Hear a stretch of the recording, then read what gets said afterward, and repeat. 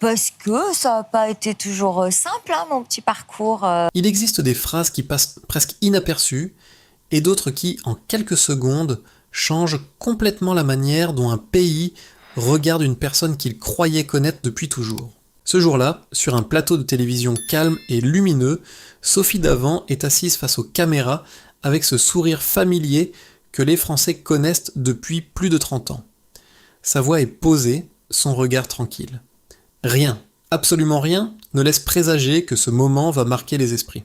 Puis elle prononce une phrase simple, presque douce. « À mon âge, je ne ressens plus le besoin de me remarier. » Pendant quelques secondes, le silence semble flotter dans l'air. Car cette phrase ne vient pas d'une personne anonyme. Elle vient de Sophie Davant, l'une des figures les plus familières de la télévision française. Depuis des décennies, elle accompagne les matinées des téléspectateurs, avec son élégance naturelle et cette manière unique d'écouter les autres avec bienveillance. Pour beaucoup de Français, elle n'est pas seulement une animatrice, elle est devenue une présence rassurante, presque une amie invisible que l'on retrouve chaque jour dans son salon. Alors entendre cette femme, symbole d'équilibre et de douceur, affirmer qu'elle ne ressent plus le besoin de se remarier a quelque chose de profondément surprenant. Très vite, les réactions commencent à apparaître partout.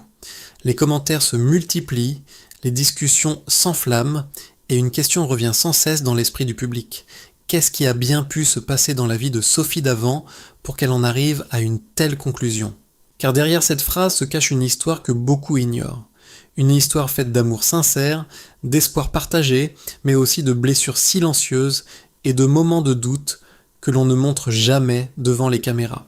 Pendant longtemps pourtant, la vie de Sophie Davant semblait suivre un chemin presque parfait. Sa carrière s'est construite avec une régularité impressionnante. Son visage est devenu l'un des plus familiers du paysage audiovisuel français et sa vie familiale semblait stable et équilibrée. Aux yeux du public, tout paraissait harmonieux. Elle formait notamment, avec le journaliste Pierre Sled, un couple que la presse décrivait souvent comme exemplaire. Deux professionnels respectés, deux personnalités solides, deux parcours brillants qui semblaient se compléter naturellement. Leur relation donnait l'image d'un couple discret mais profondément uni. Un de ces couples que l'on imagine capable de traverser les années sans se briser. Mais comme souvent dans les histoires humaines, l'apparence ne raconte jamais toute la vérité. Car derrière les sourires lors des apparitions publiques, derrière les photos familiales et les interviews soigneusement maîtrisées, une autre réalité commençait lentement à s'installer.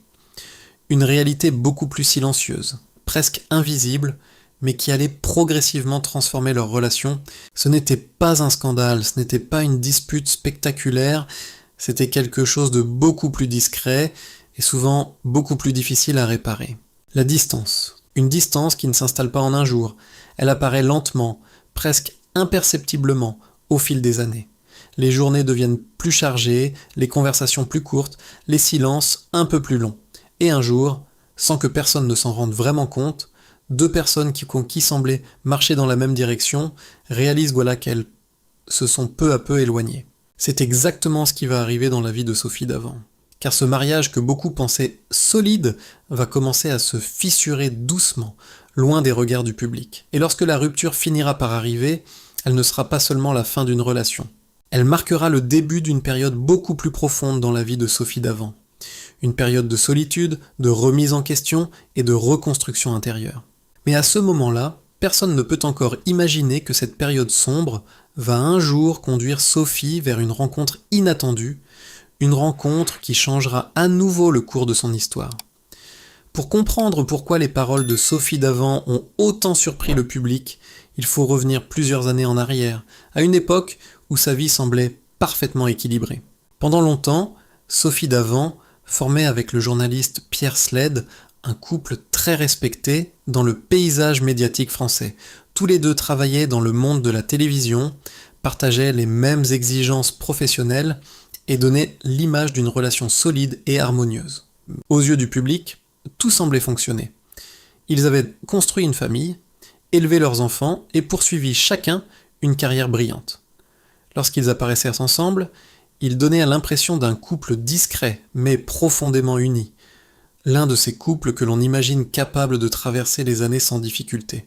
Mais dans la réalité, leur quotidien devenait de plus en plus chargé. Les tournages, les déplacements, les émissions et les responsabilités professionnelles occupaient une grande partie de leur temps.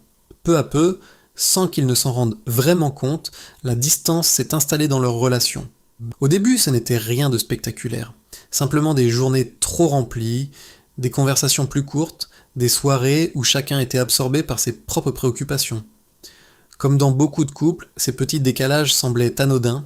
Pourtant, avec le temps, ces silences ont pris davantage de place. Les moments partagés se sont faits plus rares et la complicité qui existait autrefois a commencé à s'effacer lentement. Sophie Davant expliquera plus tard que leur relation ne s'est pas brisée à cause d'un scandale ou d'un conflit brutal. Elle s'est transformée progressivement, presque imperceptiblement, jusqu'au moment où ils ont compris qu'ils ne vivaient plus vraiment la même histoire. En 2012, après plus de 20 ans de vie commune, Sophie Davant et Pierre Sled annoncent officiellement leur séparation. Le message adressé au public reste digne et respectueux. Ils parlent d'une décision réfléchie, prise dans le calme et le respect mutuel. Pour beaucoup de Français, cette annonce est une surprise, car vu de l'extérieur, leur couple semblait stable et équilibré. Mais ce que personne ne voit à ce moment-là, c'est l'impact que cette rupture va avoir sur la vie de Sophie Davant. Car lorsqu'une relation aussi longue se termine, ce n'est pas seulement une histoire d'amour qui s'achève. C'est tout un équilibre de vie qui disparaît. Les habitudes changent, les repères se transforment, et une nouvelle réalité s'impose peu à peu. Derrière son sourire professionnel et sa présence rassurante à la télévision, Sophie Davant commence alors une période beaucoup plus intime, marquée par le doute et la solitude. Une période où elle doit réapprendre à vivre autrement. Et c'est précisément cette période, invisible pour le public, qui va profondément transformer sa vision de la vie et de l'amour. Car après la séparation, lorsque les caméras s'éteignent et que le silence revient, Sophie Davant va devoir affronter une réalité nouvelle, celle d'une femme qui doit se reconstruire seule.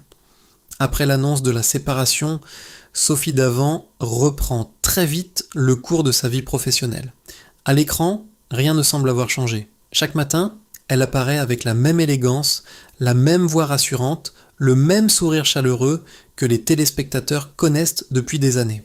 Pour le public, Sophie reste cette femme solide, toujours capable d'écouter les autres avec douceur et bienveillance. Mais lorsque les caméras s'éteignent et que les studios se vident, la réalité est bien différente. Le soir, en rentrant chez elle, Sophie découvre une maison devenue soudainement beaucoup plus silencieuse. Les pièces semblent plus grandes, les soirées plus longues, et ce calme inhabituel laisse parfois place à une étrange sensation de vide. Après plus de 20 ans de vie commune, elle doit réapprendre à vivre seule. Les premières semaines sont les plus déroutantes.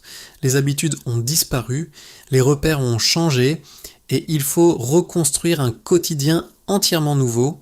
Comme beaucoup de personnes qui traversent une séparation après une longue relation, Sophie se retrouve face à une question difficile. Comment continuer à avancer lorsque toute une partie de sa vie vient de se refermer ? Pourtant, elle refuse de laisser cette période la briser. Plutôt que de chercher immédiatement une nouvelle relation, Sophie Davant prend une décision inattendue. Elle choisit de prendre du recul et de se concentrer sur elle-même. Elle recommence à faire des choses simples qu'elle avait parfois négligées pendant des années. Lire tranquillement, écrire, se promener dans Paris sans programme précis. Petit à petit, elle redécouvre le plaisir d'être seule sans forcément se sentir isolée. Cette période devient alors une forme de reconstruction intérieure. Sophie commence également à écrire davantage. Ses livres deviennent une manière de mettre des mots sur les émotions qu'elle a longtemps gardées pour elle. À travers ses réflexions, elle réalise que de nombreuses femmes vivent des expériences similaires, surtout après 50 ans, lorsque la vie prend parfois des directions inattendues. Paradoxalement, pendant que sa vie personnelle se transforme profondément, sa carrière continue de prospérer. Ses émissions rencontrent toujours un grand succès et son image publique reste extrêmement forte. Mais son regard sur la vie a changé. Elle ne cherche plus à répondre aux attentes des autres. Elle commence à privilégier ce qui lui apporte réellement de la sérénité. Cette liberté nouvelle, qu'elle n'avait jamais vraiment connue auparavant, devient peu à peu une force. Pendant un moment, Sophie Davant pense même que sa vie sentimentale appartient désormais au passé. Elle imagine que l'amour a déjà occupé la place qu'il devait occuper dans sa vie et qu'il est peut-être temps d'avancer autrement. Et pourtant, la vie réserve parfois des surprises inattendues. Car alors qu'elle semble avoir trouvé un équilibre dans cette nouvelle indépendance, une rencontre va doucement changer la direction de son histoire. Un homme qu'elle connaît depuis longtemps, un homme qui comprend parfaitement le monde de la télévision et ses exigences. Cet homme s'appelle William Lémergie. Au départ, rien ne laisse penser que leur relation pourrait devenir autre chose qu'une simple amitié. Mais parfois, les histoires les plus importantes commencent justement de la manière la plus discrète. Pour Sophie Davant, cette surprise va porter un nom, William Lémergie. Pour les téléspectateurs français, William n'est pas un inconnu. Présentateur emblématique de l'émission Télématin, il fait lui aussi partie de ces visages familiers qui accompagnent les matins des Français depuis des décennies. Intelligent, discret, élégant dans sa manière de parler et de se comporter, il appartient au même univers professionnel que Sophie. Mais ce que beaucoup ignorent, c'est que Sophie Davant et William Lémergie se connaissent depuis très longtemps. Pendant des années, ils se sont croisés dans les couloirs de la télévision, lors de réunions, d'émissions ou d'événements liés au monde des médias. Une relation cordiale, respectueuse, presque évidente entre deux professionnels qui comprennent parfaitement les exigences et les pressions de leur métier. Au départ, rien ne laisse penser que leur relation pourrait devenir autre chose. Après son divorce, Sophie mène une vie plus calme et plus indépendante. Elle a appris à apprécier cette liberté retrouvée et ne cherche pas particulièrement à reconstruire une nouvelle histoire sentimentale. De son côté, William poursuit lui aussi son parcours professionnel avec la même discrétion qui le caractérise depuis toujours. Puis, au fil du temps, leurs échanges deviennent plus réguliers. Un déjeuner pour discuter, une conversation qui dure un peu plus longtemps que prévu, une promenade partagée loin de l'agitation des studios. Peu à peu, une complicité sincère s'installe entre eux. Il ne s'agit pas d'une passion spectaculaire, ni d'une histoire qui fait immédiatement la une des journaux. Au contraire, leur relation se construit dans la simplicité. Deux personnes qui ont déjà traversé beaucoup d'expériences dans la vie et qui comprennent qu'à un certain âge, l'amour ne se vit plus de la même manière. Avec William, Sophie n'a pas besoin de se justifier ni d'expliquer son quotidien. Il connaît déjà cet univers, ses contraintes, ses moments de pression et ses instants de solitude. Cette compréhension mutuelle crée un lien profond, presque naturel.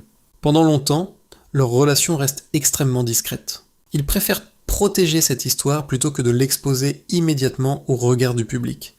Dans un monde où la vie privée des célébrités est souvent commentée et analysée en permanence, Sophie et William choisissent la prudence. Mais les secrets sont difficiles à garder éternellement, surtout lorsque l'on est une personnalité publique. Un jour, quelques photographies commencent à circuler dans la presse. On y voit Sophie Davant et William Lémergie marcher ensemble dans les rues de Paris, visiblement très proches. Rapidement, les rumeurs se multiplient. Les journaux évoquent une possible relation. Les téléspectateurs s'interrogent. Les médias commencent à observer chaque apparition publique avec attention. La France découvre alors qu'une nouvelle histoire pourrait être en train de naître. Pour beaucoup, cette révélation ressemble à une seconde chance inattendue. Après les années difficiles qui ont suivi son divorce, Sophie Davant semble avoir retrouvé une forme de douceur dans sa vie. Mais comme souvent dans les histoires humaines, la réalité est plus complexe que ce que l'on imagine. Car si cette relation apporte de la lumière dans la vie de Sophie, elle soulève aussi de nouvelles questions. Après avoir reconstruit son indépendance et retrouvé un équilibre personnel, Sophie Davant hésite à replonger dans une relation qui pourrait à nouveau bouleverser sa liberté. L'amour peut-il exister sans remettre en cause l'équilibre que l'on a mis des années à reconstruire ? C'est précisément la question que Sophie commence à se poser. Et cette question va peu à peu transformer la direction de leur relation, jusqu'à conduire Sophie Davant à prendre une décision qui surprendra une nouvelle fois le public. Une décision qui mènera directement à la fameuse phrase qui a ouvert notre histoire. Mais avant d'en arriver là, une autre étape va profondément marquer cette relation. Car aimer à nouveau, après une longue période de solitude, peut être aussi merveilleux que profondément déstabilisant. Lorsque les premières rumeurs sur la relation entre Sophie Davant et William Lémergie apparaissent dans la presse, beaucoup de Français accueillant la nouvelle avec une certaine émotion. Après les années difficiles qui ont suivi son divorce, l'idée de voir Sophie retrouver l'amour semble presque naturelle. Pour le public, cette relation ressemble à une seconde chance. Deux personnalités respectées de la télévision française, deux parcours marqués par l'expérience, deux personnes qui ont déjà traversé des épreuves et qui semblent maintenant chercher une relation plus paisible. Mais ce qui rend leur histoire particulière, c'est sa discrétion. Entre Sophie et William, il n'y a pas de déclaration spectaculaire ni d'apparition médiatique exagérée. Leur relation se construit simplement à travers des moments du quotidien. Des conversations longues, des promenades tranquilles, des instants partagés loin de l'agitation du monde médiatique. À ce stade de la vie, l'amour prend souvent une forme différente. Il devient plus calme, plus réfléchi, moins passionnel, mais parfois plus profond. Les proches du couple racontent que Sophie d'avant semble plus apaisée. Son sourire paraît plus naturel, son attitude plus détendue. Après les années de reconstruction personnelle, la présence de William apporte une certaine douceur dans sa vie. Mais en même temps, Sophie a profondément changé. Les années qui ont suivi son divorce lui ont appris quelque chose d'essentiel. La valeur de son indépendance. Elle a découvert qu'elle pouvait construire une vie équilibrée sans dépendre d'une relation. Cette liberté nouvelle est devenue très importante pour elle. C'est là que les choses demain deviennent plus complexes. Car aimer quelqu'un ne signifie pas toujours vouloir reconstruire la même vie qu'avant. William, de son côté, imagine peut-être une relation plus stable, plus classique. Sophie, elle, tient à préserver l'équilibre et la liberté qu'elle a mis des années à retrouver. Peu à peu, elle comprend qu'elle doit rester fidèle à ce qu'elle est devenue. Elle respecte profondément William et leur relation, mais elle refuse de perdre cette indépendance qui lui a permis de se reconstruire. Pour elle, l'amour ne doit plus être une obligation ni un modèle imposé. C'est dans cet état d'esprit que Sophie d'avant prononce un jour une phrase qui surprend beaucoup de monde. « Ah, à mon âge, je ne ressens plus le besoin de me remarier. » Cette phrase n'est pas une déclaration contre l'amour. Elle exprime simplement une nouvelle manière de voir la vie. Sophie ne rejette pas les sentiments, mais elle refuse désormais de se conformer aux attentes traditionnelles.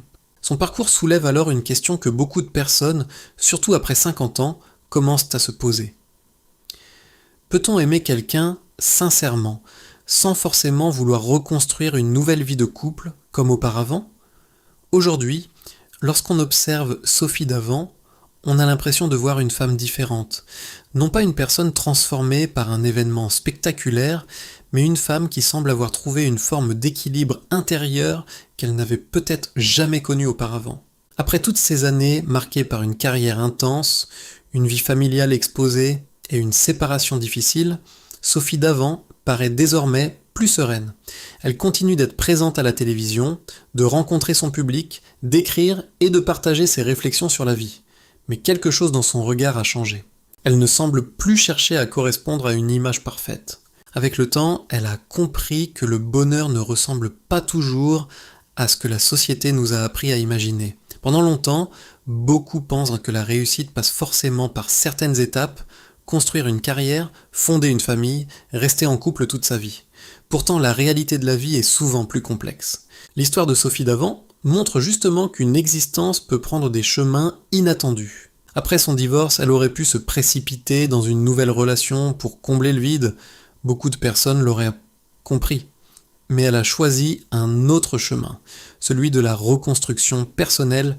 Elle a appris à vivre seule, à apprécier sa liberté et à redécouvrir ce qui lui apportait réellement de la joie. La rencontre avec William Lémergie a montré qu'elle était toujours capable d'aimer et de partager des moments sincères. Mais cette relation lui a aussi confirmé une chose essentielle. Elle ne voulait plus vivre sa vie selon les attentes des autres.